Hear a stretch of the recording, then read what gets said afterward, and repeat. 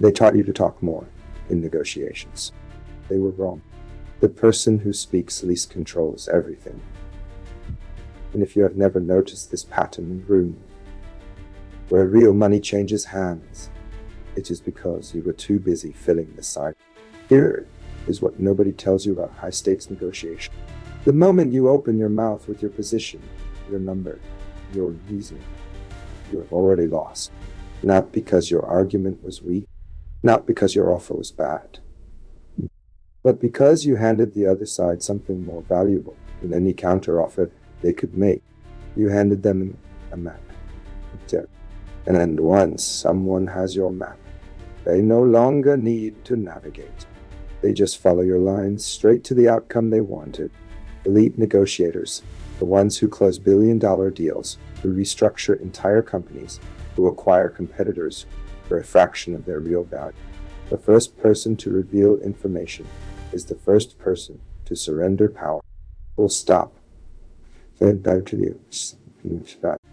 the next 20 minutes, you are going to understand exactly how information asymmetry becomes a weapon. You are going to see how strategic silence functions as dominance. You are going to learn the specific mechanisms that the most effective negotiators use to extract information while revealing almost nothing. And you are going to recognize, probably for the first time, how you have been unconsciously giving away leverage in nearly every important conversation you have ever had. This is not about being deceptive. This is about understanding the psychology of information flow, the cognitive biases that make people compelled to speak, and the structural dynamics of power in negotiation environment. When you understand these mechanics, you stop being the person who fills silence. You become the person who creates it. Let us start at the foundation. The information asymmetry principle. In 2001, the economist George Akerlof shared a Nobel Prize, partly based on a paper he wrote in 1970 called The Market for Lemons. The core insight was simple but devastating.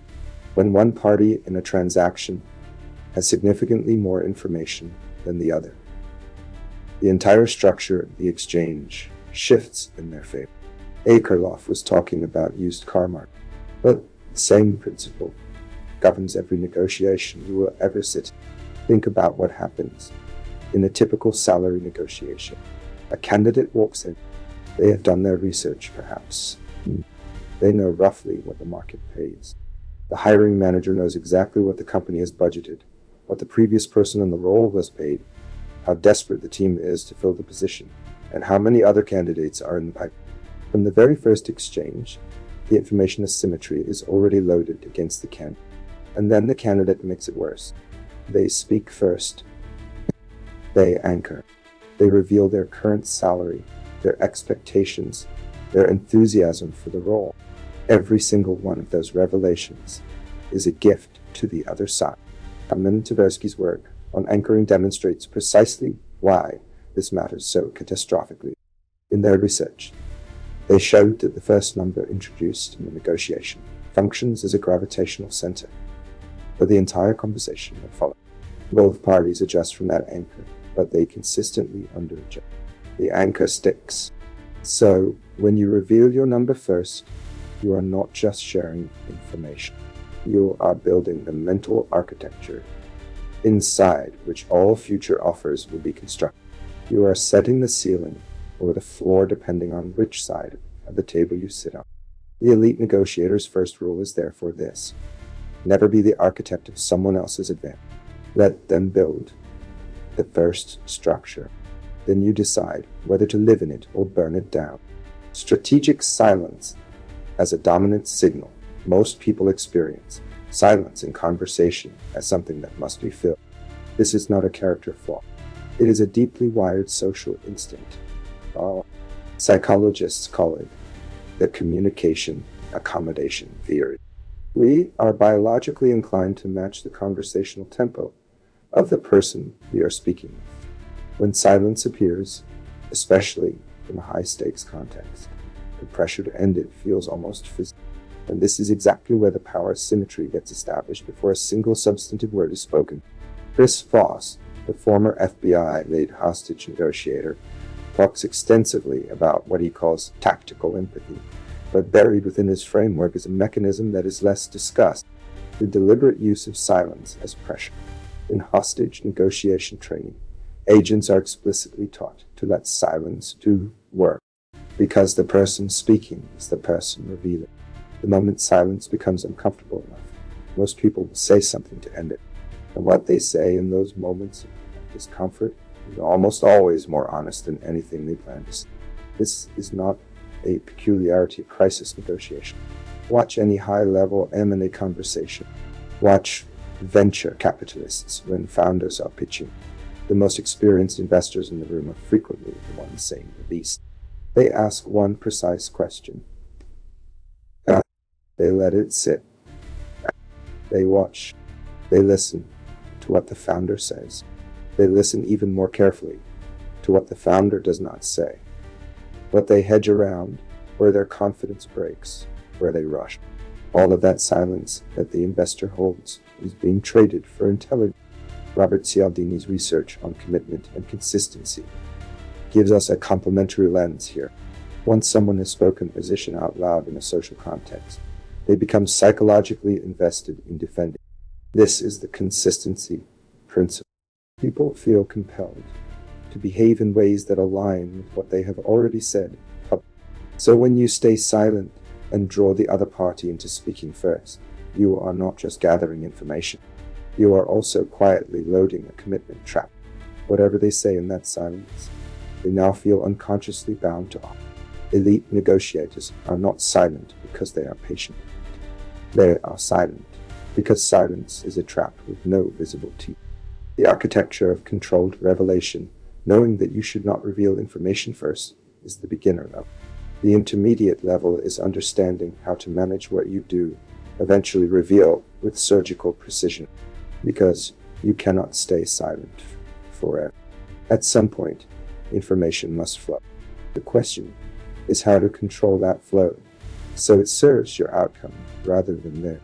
Think about how poker professionals approach information. A strong player does not simply hide their hand. They manage a carefully constructed narrative about their hand that may or may not correspond to reality. They reveal certain behaviors at certain moments to generate specific inferences in the opponent's mind. They leak information strategically. The leak is the weapon. In business negotiation, this translates into a practice that some negotiators call control, vulnerability. You reveal something real, something that appears to put you at a disadvantage, in order to accomplish one or more of three things. First, you build trust with the other party by appearing open. Second, you redirect their attention toward the information you chose to share and away from the information you are protecting. Third, you generate a reciprocity obligation. Cialdini's research shows that when someone appears to make themselves vulnerable with you, you feel a subconscious pull to reciprocate with vulnerability of your own, and their vulnerability is very likely to be useful. Richard Thaler's work on mental accounting is relevant here as well. People do not evaluate information in isolation. They categorize it, contextualize it, frame it within prior mental structures. When you reveal something strategically, you are not just sharing a fact. You are selecting which mental account in the other person's mind you want that fact deposited in. A skilled negotiator reveals the same truth in 5 different framings and tests which framing generates the most favorable response. This is not manipulation in any criminal sense. It is a sophisticated understanding of how cognition shapes value perception. Consider the private equity firm that enters acquisition discussions with a mid-market manufacturing company. The PE firm knows exactly what they would pay at the ceiling. They reveal nothing of this. Instead, they begin by asking questions about the seller's vision for the company post-sale, about the seller's timeline, about the seller's employees, and what obligations the seller feels toward them. None of these questions seem like financial probing. All of them are, because the answers reveal the seller's emotional ledger. And once you know what someone values beyond the number, you know exactly where to apply pressure and where to offer comfort to make the deal close on your terms. The dark side of information asymmetry. Let us not pretend this is all neutral territory, because the same principles that make elite negotiators effective also describe the psychological architecture of manipulation at a darker level. And if you operate in high-stakes environments, you need to recognize when these techniques are being used against you rather than simply admiring them in theory. Machiavellianism as a personality construct, one of the three components of the dark triad alongside narcissism and psychopathy, is characterized precisely by a strategic orientation toward information. High-Mac individuals, as researchers call them, do not experience the same social discomfort around deception that most people. They compartmentalize information naturally. They reveal only what serves them. They read others' disclosures not with empathy, but with strategic assessment. And in negotiation contexts specifically, high-Mac individuals are measurably more effective at extracting concessions than their low-Mac counterparts, not because they are smarter, but because they are simply less emotionally constrained by the reciprocity instincts that govern most people's conversation. A study published in the Journal of Personality and Social Psychology showed that high-Mac negotiators were significantly more likely to achieve favorable outcomes in competitive negotiation tasks. The mechanism was exactly what you would expect. They asked more diagnostic questions. They revealed less about their own preferences. They exploited the other party's cooperative disclosures without feeling any corresponding obligation to reciprocate. They were, in effect, running an information asymmetry operation, while the other party thought they were having a conversation. This is why awareness is protective. If you walk into a negotiation with a high-Mac counterpart operating on pure information symmetry assumptions, the conversation you think you are having and the conversation that is actually happening are completely different events. You are sharing, they are collecting. The countermeasure is not to become equally Machiavellian, though some will choose that path. The countermeasure is to develop a precise awareness of your own disclosure pattern. Before any high-stakes conversation, you need to know exactly what you are willing to reveal, in what order, and under what condition. You need to have pre-decided your information architecture. It's in the room, under social pressure, with rapport building and reciprocity cues firing. Your defaults will take over. And your defaults were built for social connection, not strategic advantage. Map your information before you walk through the door. Decide what is never on the table. And decide what can be revealed late, after you have already extracted what you need. Decide what can be used as a deliberate redirect. And decide at what point, if any, genuine openness serves your strategic purpose. The 5 moves of elite negotiators. So what does this actually look like, executed in practice? Let us make it concrete. The first move is the diagnostic opening. Instead of stating a position, elite negotiators open with questions that are structured to reveal the other party's constraints, motivations, and alternatives. Not aggressive questions. Curious ones. The question that sounds like genuine interest, but functions as reconnaissance. What made you decide to explore this now? What does success look like for your team in 12 months? What is the one thing that would make this not work regardless of the financial terms? These are not small talk. They are intelligence operations with a friendly face. The second move is asymmetric patience. In most negotiations, whoever needs the deal most urgently is the one who makes consent. Elite negotiators, therefore, project infinite patience even when they have a deadlock. They never let their timeline become visible. They ask questions about the other party's timeline. They let urgency build on the other side of the table while their own urgency remains invisible. The third move is the deliberate misframe. When the other party floats a position or a number, the elite negotiator does not respond to it as a negotiating aim. They respond to it as if it is interesting data that requires more context before it can be assessed. This is the equivalent of refusing to play on the board someone else just set up. You look at the board, not thoughtfully, and then start asking questions that quietly relocate the game to a different board entirely, one you designed. The fourth move is the strategic concession with a price tag. Every concession a skilled negotiator makes is attached to something. Not explicitly, perhaps, but every time they give something, they note it, they name it, and they ensure the other party registers it as meaning. This is Cialdini's reciprocity, principle deployed deliberately. You are not just making a concession, you are making a deposit in an obligation account that you will collect on later. The fifth move is what Voss called the late-night FM DJ voice combined with silence. Not because the vocal quality matters most, but because the combination of calm, low-register certainty with extended, comfortable silence communicates something that words never can. It communicates that you do not need this, that you are here because you chose to be, not because you have to be. And the perception of optionality, the belief that someone has genuine alternatives, is the single most powerful source of leverage in any negotiation. It is more powerful than your actual alternatives. What people believe about your position shapes their behavior far more than what your position actually is. The compound effect of information discipline here is the element that separates the truly elite from the merely skilled. Information discipline is not a technique you apply in isolated negotiations. It is a long-term behavioral posture that compounds over time. Think about how reputation functions in closed professional networks, in private equity, in venture capital, in major M and A advisory, in senior legal practice, in any domain where the same players repeatedly transact with each other. Everyone knows who reveals too much too early. Everyone knows who can be worked through flattery into premature disclosure.